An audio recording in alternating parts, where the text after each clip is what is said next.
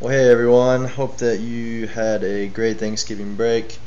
I apologize for the technical difficulties we've had in getting this up, but I also tried to make the worksheet such that you would be able to do it even if the video didn't quite work.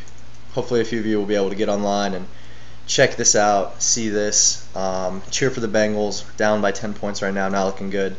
But let's get right into this here.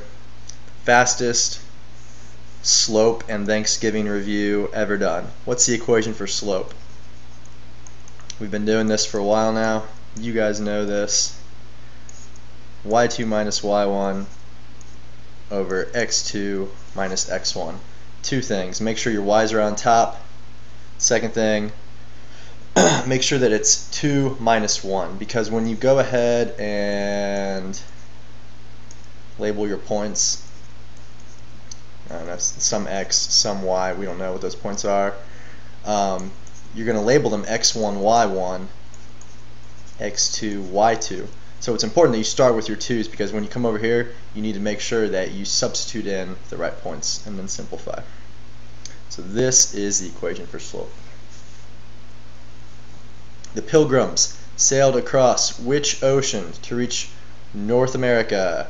The Atlantic or the Pacific? The correct answer is the Atlantic Ocean. Slope is the blank of a line. This might be kind of tricky. Not trying to be too cute here. We've talked about this. Slope is the steepness of a line. So all slope is how steep a line is. You know, is the line not very steep? Is it like this? Or, which would be a small slope because it's not very steep. Or is the line very steep, making it have a larger slope? And then of course you also remember that lines that are like this, that point up to the right, are positive, and lines that point down to the right are negative. So just like we read from left to right, we draw our mountain and we start with positive going left to right and then negative left to right going down. The Pilgrims sailed on a ship named the Mayflower. Don't be confused by Columbus, who I believe sailed on the Nina, the Pinta, and the Santa Maria. I might be wrong there. This one, though, the Pilgrims first came over on the Mayflower. Find the slope of the line on the graph at right. So you will remember that when we're working with a graph, we can find the slope very easily just by doing rise over run. And remember that I have to stand up and rise before I can run. So I'm going to come over here and let's see. Let's rise first, starting at my bottom point. So I'm going to go up 1, 2. So I was 2 there. I was at 2 there. So let's see. M equals, and I'm blocked right here. I'm blocked. Let's see what I can do. Can I move? There we go. So M equals, what did we say? 2. Now let's run since we're there.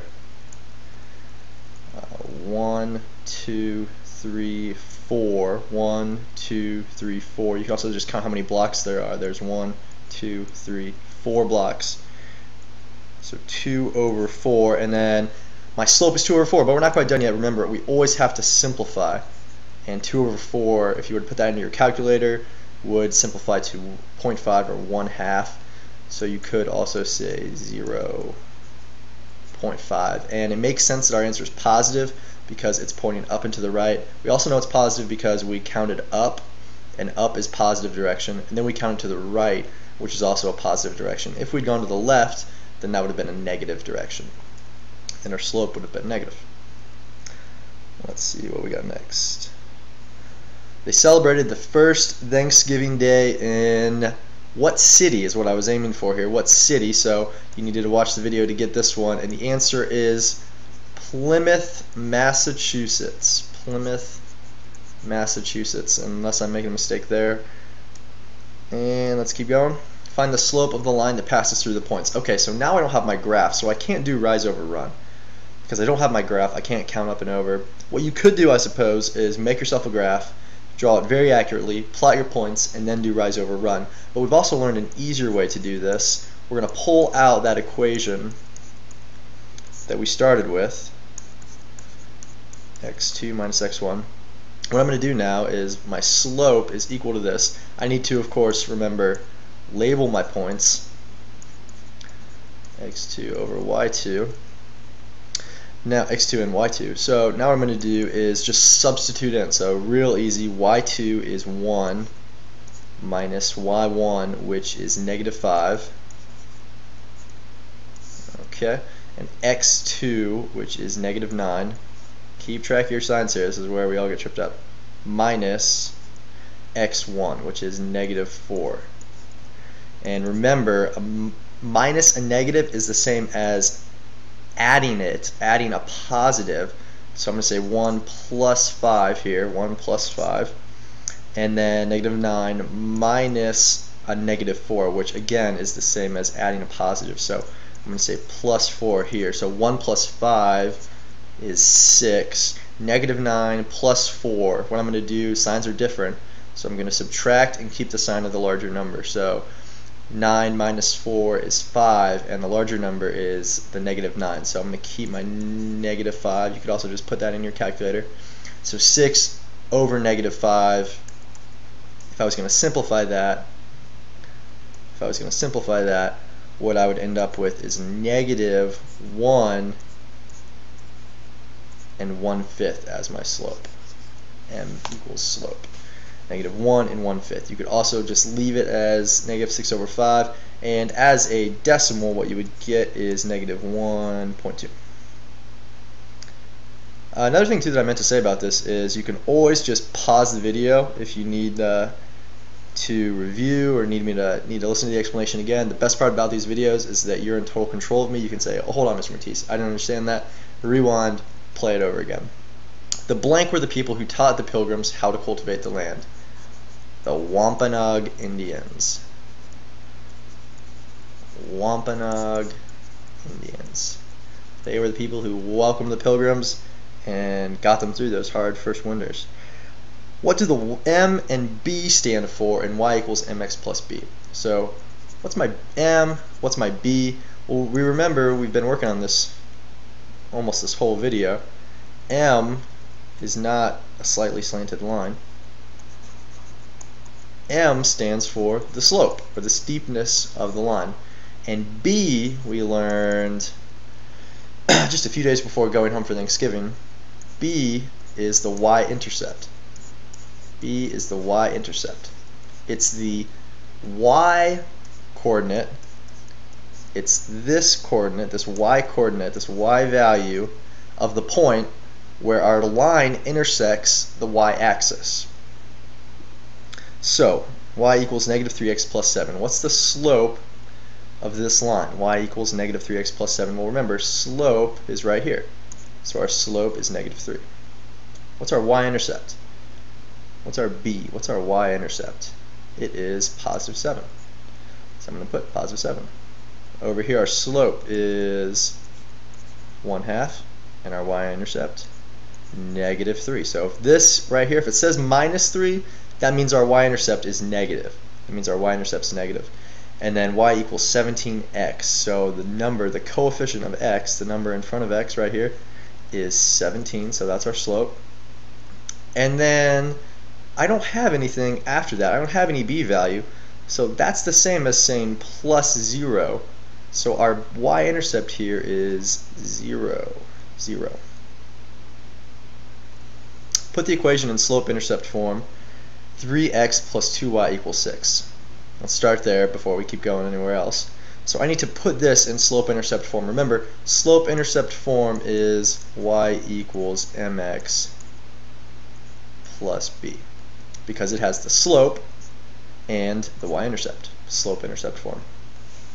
So what I need to do is manipulate this equation to make it look like this, until it says y equals. So the first thing I'm going to do is subtract 3x from both sides. So 3x plus 2y equals 6. Subtract 3x from both sides. And I can't subtract 3x from 6 because they're not like terms. So what I'm going to do is just bring negative 3x up beside it, because they're not like terms, so I can't do anything with them yet. I can't subtract anything there. And now to get y by itself, I have one step left. I need to get rid of this coefficient of 2. So I need to divide both sides by 2, since I was multiplying here, because this means 2 times y. So let's divide those out. And then 6 divided by 2 is 3. And negative 3x divided by 2 is 3 over 2. So negative 3 over 2x. Negative 3 over 2x. All I did there was divide both terms, both parts of this term in the numerator, by my denominator. So 6 divided by 2 is 3. Negative 3x divided by 2 is negative 3 over 2x. Now I'm almost done, but remember my slope-intercept form. It's important that slope comes first, slope-intercept form. So I need to just switch these values around, switch my slope and my y-intercept, because you see down here that they're out of order. So let's just go ahead and do that, and all I need to do is flip them, because the commutative property of addition says that the order doesn't matter when we're adding. So let's see here. Negative 3 over 2x, and then what's this 3? Is it positive or negative? It's positive because there's no negative sign hanging out there, so plus 3. And so that's what we were looking for there. And now let's see here, y equals negative 3 over 2x plus 3. Let's go back up our direction and say, once written in slope-intercept form, graph the equation. So this is how we do that. I start with my y-intercept, which is positive 3. So the line is going to intersect at positive 3, the point 0, positive 3. So 0, positive 3. So I'm going to go 0 to the left or right, so I'm still on my y-axis. I'm going to go up 3. 1, 2, 3. So right there. Now I can come back and do rise over run from that point. So negative 3 over 2x. So that means I'm going to rise 3 first. And then since it's negative, I need to go to the left. So let's see here. 1, 2, 3. I rose 3. Now it's negative slope, so I need to go to the left. And it's 2, negative 3 over 2. So let's go to the left 2. 1, 2. Okay, so I've got my 2 points. Oops. Got my 2 points, and now I just need to draw my line. Let's see if I can do this kind of accurately here. Draw my line right through those points. So you plot the y-intercept. Our y-intercept was 3, positive 3. So just count up 3 on the y-axis, plot that point right there, and then from here we rise over run. And our slope was negative 3 over 2, so we need to rise 3, 1, 2, 3, and then since it was negative, when we ran to the left. 1, 2. Let's see what else we've got left here. The Pilgrim leader, Governor William Bradford, organized the first Thanksgiving feast in 1621. Excuse me. A horizontal line, remember, has, always remember, these are horizontal lines and they have 0 slope. A vertical line has, you can remember that your vertical lines can make your undefined, or you can also say